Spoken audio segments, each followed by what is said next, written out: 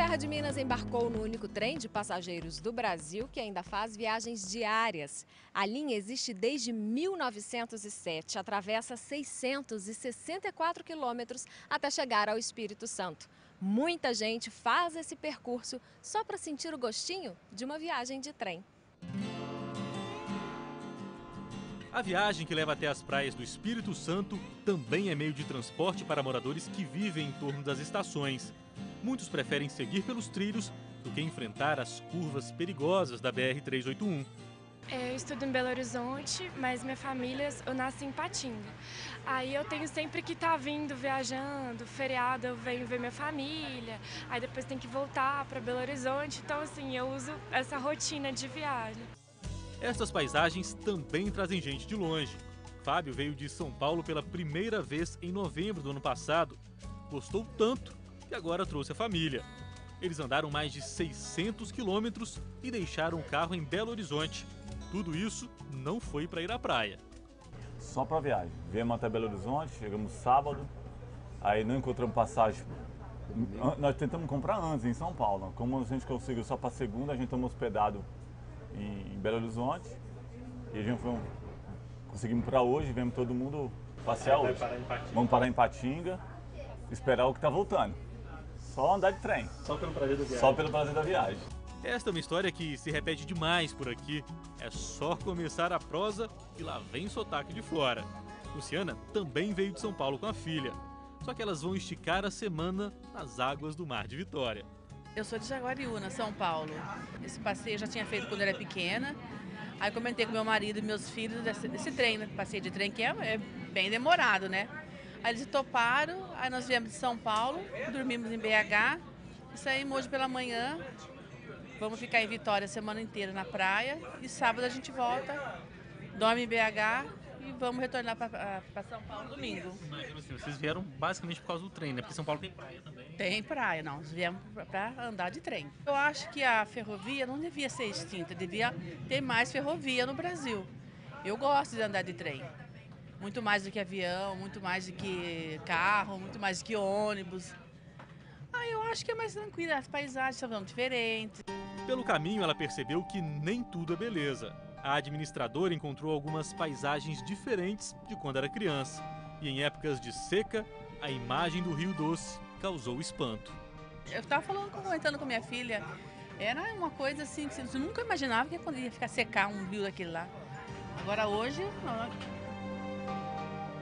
Margarete também reparou nas mudanças, mas sabe que elas são exceções. Na maior parte do caminho, a paisagem é especial. Ela veio por isso. E olha que não tinha muito incentivo em casa, não. Andar de trem, a mãe desaconselhou. Ela falava, você vai viajar de trem? Eu falei, eu vou, mãe, tão bom.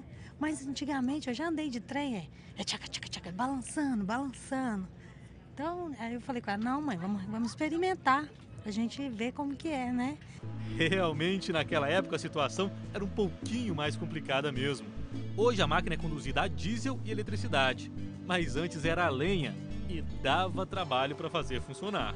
Mas naquela época, todo o trem tinha um foguista, que era o profissional responsável por alimentar o forno do trem. Então ele pegava a lenha aqui, colocava aqui dentro, e o calor ia aquecendo a água que ficava na caldeira lá na frente, que por sua vez gerava vapor que alimentava o trem. Só que esse processo tinha que começar a ser feito 9 horas antes do trem sair. E é claro, ele ia alimentando com lenha o forno durante toda a viagem.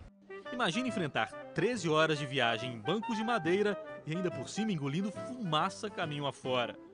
As janelas de vidro e de madeira ajudavam um pouquinho, mas só um pouquinho. Serviam para isso, para proteger as pessoas da fumaça, da poeira, da chuva. E a janela de madeira, ela tinha uma função extra. Em alguns pontos da viagem, algumas pessoas, né, tinham um mau hábito, que ainda tem hoje em algumas cidades, de jogar pedra na locomotiva. Então as pessoas eram instruídas a abaixar a janela de vidro e a levantar de madeira para se protegerem dessas pedras. Até a Segunda Guerra Mundial, a Ferrovia Vitória-Minas só tinha uma linha. Então o trem ia e voltava por essa mesma linha. Só que quando chegava no ponto final, ele não tinha como virar. Por isso, atrás do trem tinha uma outra locomotiva que conduzia o trem para o caminho de volta. Só que os passageiros, como que iam? De costas? É por isso que todos os bancos são reversíveis. Aí todo mundo virava e ia embora. A locomotiva que conduziu os passageiros entre BH e Vitória por várias décadas, hoje faz parte da história da antiga estação de Pedro Nolasco, em frente ao Porto de Vitória. No museu é possível fazer uma viagem pela Ferrovia Mineira. A linha de ferro começou a ser construída em 1903. O primeiro trecho foi inaugurado um ano depois. A foto mostra os primeiros trabalhadores abrindo o caminho onde tudo era floresta fechada. Quando a gente fala assim da construção, só para dar proporção para as pessoas, da construção de uma ferrovia como essa, qual que foi a grande questão, assim, a grande dificuldade? Eu acho que tinham todas as dificuldades, né? Porque você tinha que entrar numa mata fechada e abrir um caminho. Então tinha dificuldade desde a questão das doenças tropicais, né? Na Mata Atlântica, até mesmo, como mostra essa foto, a questão dos índios, né? Você estava entrando no território deles. Exatamente. Você tinha que lidar com uma série de dificuldades, que era, inclusive, você ter essa relação com os índios, né? Pacificar esses índios, que eram índios de natureza, eram muito ferozes. Os índios tentavam evitar a todo custo a exploração do seu território, mas a batalha pelo desenvolvimento econômico foi vencida e na década de 40, as fotos mostram que o carregamento e o transporte do minério já estavam em pleno vapor. Nesta época, o trem que levava o minério já era também o principal meio de transporte de passageiros no país. Cidades inteiras foram criadas no entorno das estações e tecnologias foram sendo desenvolvidas para fazer o sistema funcionar.